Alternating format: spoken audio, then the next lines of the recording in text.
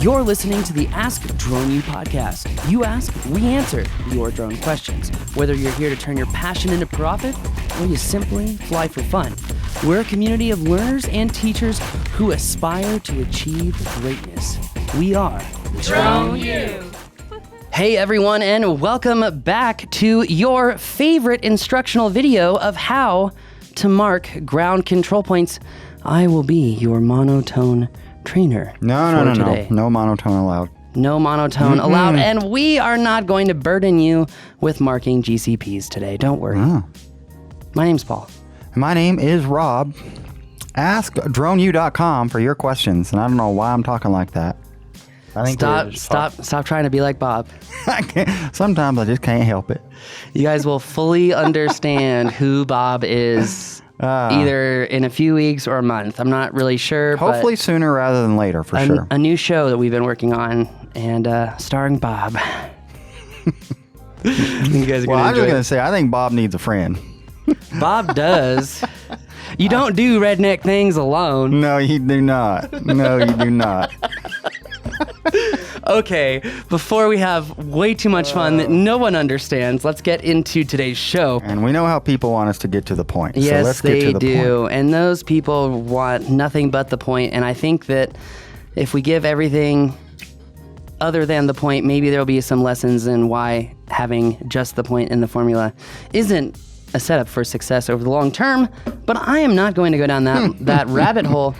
Rather, I would just like to say that today's show is brought to you by our brand new course that you should be checking out, which is, are you ready for the technical title that we didn't use? Okay, good. It is, are you ready? Are you ready? Are you ready? Radiometric thermographic photogrammetry. Radiometric Translate. thermographic photogrammetry. You didn't think Drone U really meant Drone University, did it? Because it should have said Drone Graduate School. What are we talking about? We are talking about thermal drone mapping, combining EO and thermal information to provide the industry's most seamless, efficient, and productive drone workflow I have yet to see across the industry. And thanks to our good friend Nikhil, who, honestly, my friend, you were on so many platitudes before the pandemic hit. If people would have listened to the behind the scenes with Nikhil shooting this class when we were in Arizona, everyone would be like, dude, this guy predicted the pandemic like 8 months before it happened. Really? I mean, so a lot of things that he was saying, like, I stay away from people, corporate travel I keep as cheap as possible because X, Y, and Z. Like, there's just so many, like, entrepreneurial things that he was doing to like focus the core of his business and set it up for the long term. Everything that he was talking about, if you would have done those things, would be very powerful. Good for him. But Nikhil with Raptor Maps, haven't checked it out. I got to have him on the show soon. We're also going to have Free Fly on the show soon. We're going to have Drone Deploy on the show soon, and a couple of others. And actually, people have been asking me why I haven't had some certain people on the show, and let me just tell you, there's always a reason. That being said, let's get into today's question, which is brought to you by that solar inspection class. We call it Solar Inspections with Drones. Catchy name, right? Hey, Paul and Rob. This is Roy. First time question asker here. So my question has to do with mapping. I am planning on coming down to your course in Albuquerque next month, so I'm looking forward to that. And I've been doing as much research as I can to prepare and watching some of your videos, which have been helpful. I am a 360 photographer. I have a business up here in Salt Lake, virtual tours. I've recently added mapping to my services, and I've been hired to map 69 acres for a real estate development company as part of a virtual tour package. And that's going to be here in a couple weeks in Colorado. So I can't seem to find the information that I need to make this successful. My question is concerning the Trimble GX. I have 5 of your Drone U landing pads. And based on my calculations, and I could be wrong on this, I need at least 7 for 69 acres for the 500-foot spacing. I'm going to rent a Trimble. My question is, do you put it on a tripod and just take the measurements there directly over the pads, or do you just put the handheld unit on top of the pad right in the center and take its measurements?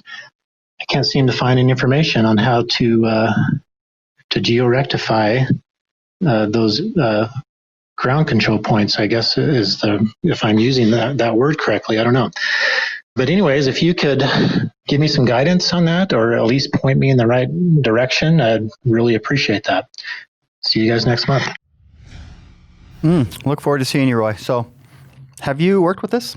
Yes. I think that this is a great opportunity to say thank you, Roy, for your questions. I think it's also a great opportunity, though, to say he may be getting ahead of himself. And I think that this is a very, very, very, very common error with drone pilots getting into mapping, especially taking on jobs before they know mapping. When it comes to creative stuff, you can fake it till you make it all day long, but not in mapping. First of all, I would want to know, by the way, Roy, great job. Great job asking the question. Everyone, we should be focusing on the fact that he asked the question, not that he went ahead and just tried to do it, right? Which a lot of people do. And I think it's important to give this guy some grace. Roy, you did a great job by asking the question firsthand. A couple of very quick technical specifications. Number one, with a property that size, yes, you would need more than 5 GCPs. And yes, according to ASPRS standards, in order to be technically accurate, you would need at least 2 checkpoints. They are technically ground control points, but the information is not used to georeference the data. Rather, it is used as a control to control for how you shot your GCP points. I also would say that I'm very happy that Bill English is not here right now. Because he and I got into a little accuracy debate once because Bill uses the G7X and, holds it at chest level, and he goes, yeah, I'm going to do my Bob voice for Bill, even though Bill is not from the South and is extremely intelligent. But this is my Bob moment for Bill. Everyone has a Bob moment, okay? I just have to understand that. But he holds it right at his chest. I know about what 4 feet is, so I'm going to hold it right here, 4 feet, and shoot my point minus 4 feet. Bingo! I got my point. It's a little exaggerated. Love you, Bill. But he and I had an argument about the ability to shoot points from the hip, literally, or shoot them very, very, very strategically. And I don't think I did a very good job of explaining the accuracy, even though considering the equipment, and Bill, correct me if I'm wrong. You can call into the show. We'll do it live. I don't care. Correct me if I'm wrong, but I'm pretty sure, technically speaking, that the hardware utilized in the G7X is actually different from the hardware utilized in something like the G10, which would be the equivalent to the Leica GS18, okay? Super high-end PPK, RTK, and PPS grade equipment, right? We're talking centimeter grade equipment, right? Now, the reason the argument that I should have made in front of Bill while we were in front of the whole class is, as drone pilots doing drone mapping, we can actually showcase the overall inaccuracy in the surveying industry based off of the standardized protocols for workflow. Meaning, as drone pilots, if we're always shooting the point right over the GCP target, and we are always using the exact level of where, essentially, how do I say this? The exact point where the survey pole hits the GCP landing pad and there's no indentation or captation, as we call it, that would be truly, truly, truly accurate. But because we're shooting typically 20 megapixel photos, right? What do a lot of people in the drone industry, especially in geospatial intelligence, oftentimes forget, which showcases their utter lack of understanding of drone mapping? I can get millimeter grade accuracy, right? I can get half a centimeter grade accuracy, right? No, you can't. You know why? Effing science, mofo. This is my PG-13 version. It's very simple, actually, if you think about it, because your accuracy, whether it's absolute or relative, is typically a factor or a multiple of the ground sampling distance, right? And the ground sampling distance is typically 3 variables combined to acquire the GSD. We just went 4 hours deep into the mapping class, right? This is why I say we have to be careful. I really appreciate that he asked this question. I really appreciate that he went out and he's trying to get drone jobs. But when it comes to drone mapping, especially when people are asking for this level of accuracy, you can really get into trouble fast. And by going through the comprehensive mapping course, it's in there what GCPs are. There are 2 parts, part target, part GPS.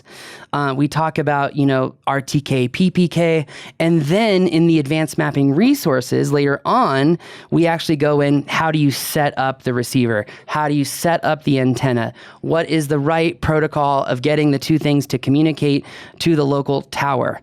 And then we talk about, how you actually shoot the point, etc. So the fact that he hasn't found that yet, that's fine, not surprising. It's, towards the end of the material because it's very advanced material. And accuracy is one of those things that can really get a drone pilot in trouble, even though it shouldn't when you look at who's actually doing the surveying in the survey industry. And you look at the standard workflow and someone shoots a point and then they drive a wooden stake into that point that captates at least an inch or 2. and you're like, oh, guys. I would love to have an honest, objective leader of a surveying department who's fairly open-minded, because I think we could easily showcase in one simple analogy why drone mapping is fundamentally more accurate than traditional means of accuracy. And it only comes down to the laws of human nature. Seriously. And you're saying that because the old ways, so to speak, of surveying, that you kind of get lazy and super lazy, not as meticulous with your points, et cetera, et cetera. Well, I mean, you're also talking about a systemic problem, because in the surveying industry, you have one guy at the top who has a surveying license and then 40 people below him who are out there doing the surveys. And I mean, we already know from working with that surveying company in Florida that approximately from our sample data set, I think it was 1 in 5 surveys is actually incorrect.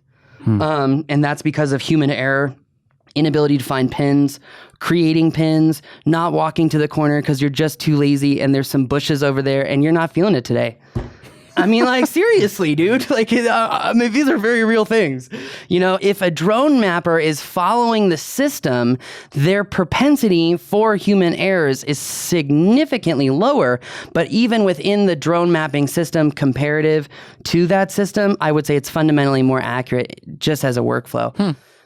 That said, remember, we can't be more accurate than our ground sampling distance, okay? So first things first, this gentleman, greatly appreciate the opportunity to train you. Thank you, number 1. Number 2, thank you for asking the question. Number 3, my next question would be, what is your client asking for? Because if they're asking for a survey to be done and you're not a surveyor, that's going to be a problem, right? But to create an accurate map that showcases a visual representation, quote unquote, of what the ground may or may not look like, right? That's no different than a satellite photo, literally. That being said, the ground sampling distance now may be a little bit more accurate, but analogously speaking, it's still right. Yeah, I don't get the sense they were asking for anything too... I mean, this is a guess based on what he said, but that it was anything too that needed much accuracy as part of the necessity of the job. I would agree with that perception greatly, but I just think it's important to state that if you're getting into drone mapping, it's really important that you understand the expectations of the client. You know what I mean? That's all I'm saying. I'm just saying be careful because I care. Sure. I care about you. I care that you do the right thing. So let's just recap this answer. He doesn't know how to map 69 acres. That is definitely in the class. No questions about it. You talked about, though, a virtual tour. That was something that I don't think I understand what you're asking. Are you asking to create an exterior model and have it navigable like Matterport?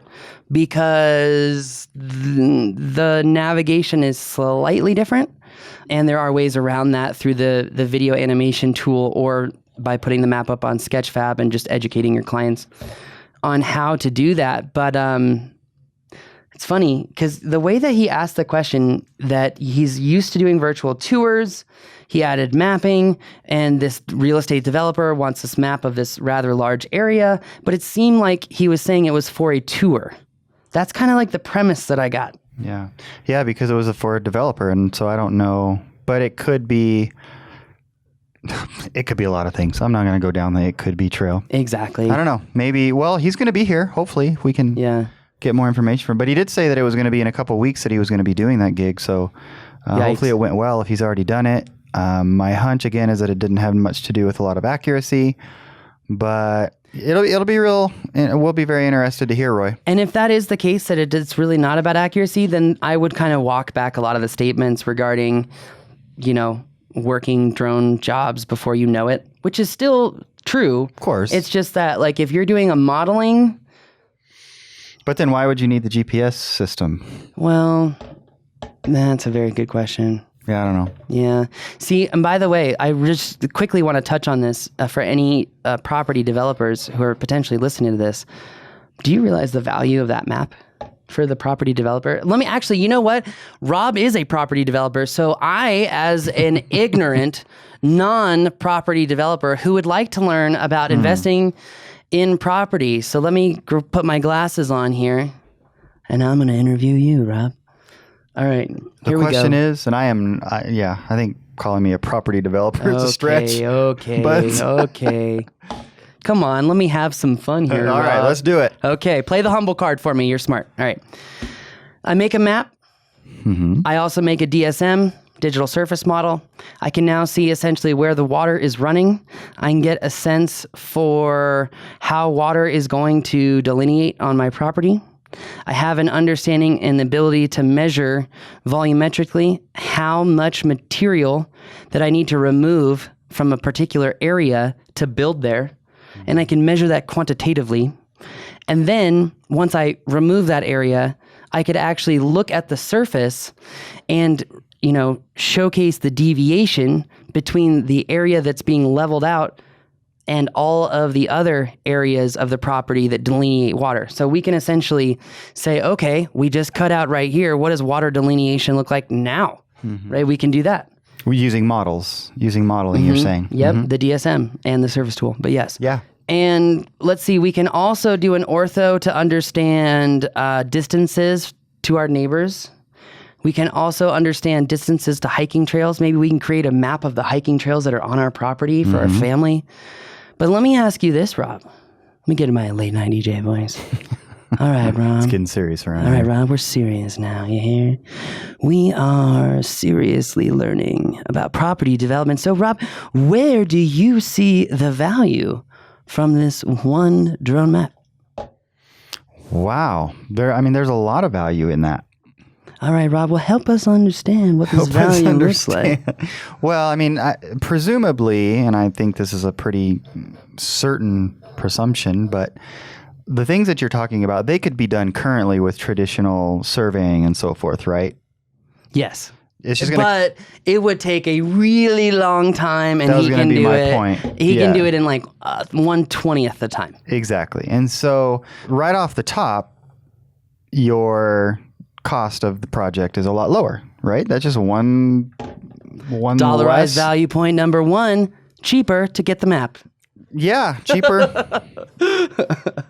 Yeah, less people out on the property that could potentially get hurt. I don't know. There's all kinds of things that you could talk about there. Point number two, limited liability. Limited liability. We like that one. Mm-hmm. Yeah, the attorneys don't like that one, but we like that one. Sorry, Dad.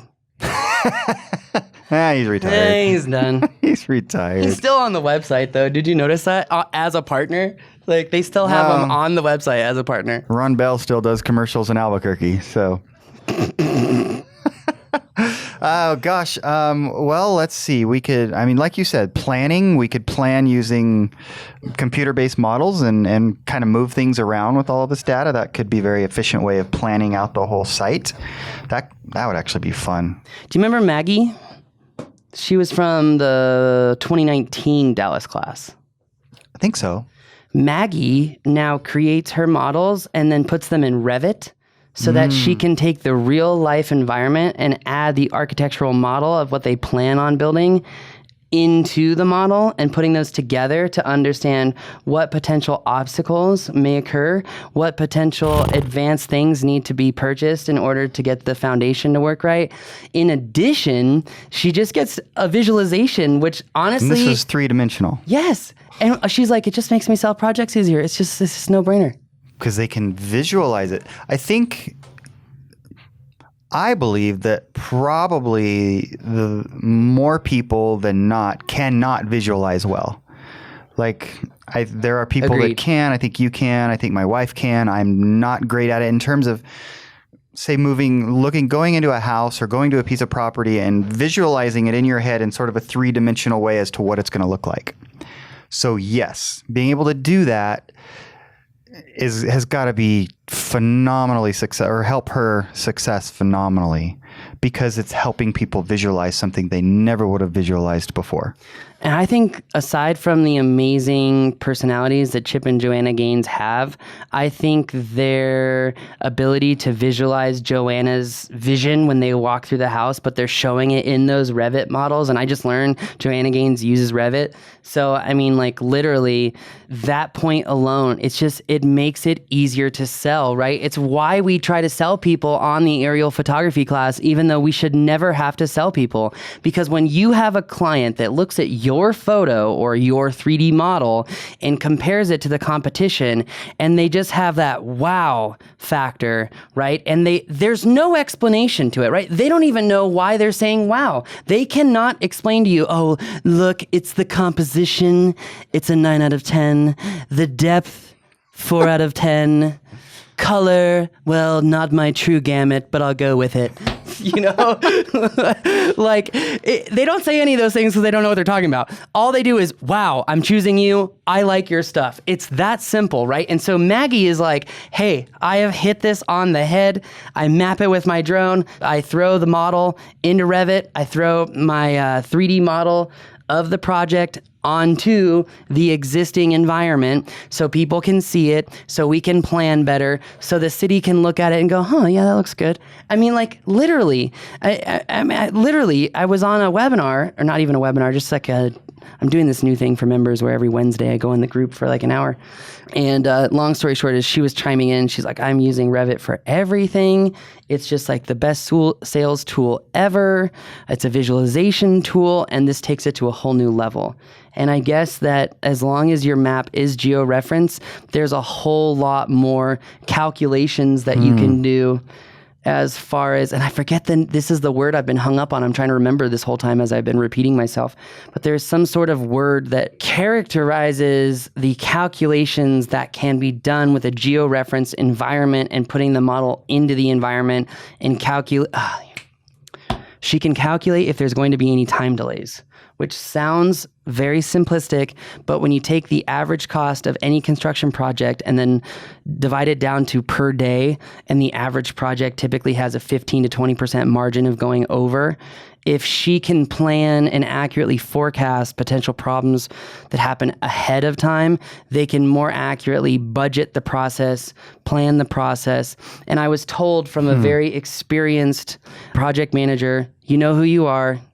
Your name starts with a J. You're awesome. That last project was epic. There is so much value nowadays in being able to showcase as a contractor that your projections are more accurate. Your timing is more accurate. Your materials budgeting is more accurate. You're talking about when you're competing for a job. Correct. Yeah. And with 3D modeling, you can make these projections 100 times more accurate. So when you say you put the 3D model into the environment, what do you mean by the environment? What are you putting it into? The drone map is our environment, right? You map the road where your house is being built. Maybe there's a mountain there. I don't know. There's a lake, blah, blah, blah, blah. So that's what you've mapped to create the environment. Okay. Yeah. So think about the question and where they are in the property development process, right? That I'm sure the developer is looking to literally do the exact same thing where they take the drone model, they put it in their VDC, Virtual Design and Construction program, and then they take the architectural 3D model, throw it on top of there and say, what problems are we going to have? Will this delay the timeline? If it delays the timeline, what is that going to cost us? If there's a penalty from, let's say we're working for the state, what does that cost us per day, right? I mean, like, you can really do much more accurate projections when you have the right data. True. And that is why, Rob, in 2019, my annual motto was data-based decisions. And on that bombshell, I probably ranted way more than Rob, and I'm sorry. No, we're good. As long as you're good, I'm good. All right. Well, thank you very much for listening, everyone. We do appreciate it, and we will see you in the next show. If you did find the show useful, right now, if you just hit the subscribe button on YouTube or Spotify or iTunes, or maybe you're feeling kind of crazy and you want to share the show on Facebook, maybe LinkedIn, maybe on Reddit, maybe on Discord, maybe on any place that puts our link in another physical location. Thank you. That helps us a lot. So it may sound like trivial to you, but seriously, that is the smallest gift that could really help us. So please let us know. Also, if you're ready to just take that, if you're ready to go from Top Gear to Top Gun, it's time to take Flight Mastery. It's time to become a member.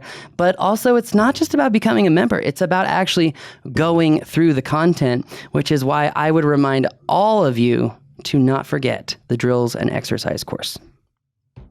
Hear, hear. Thanks for watching.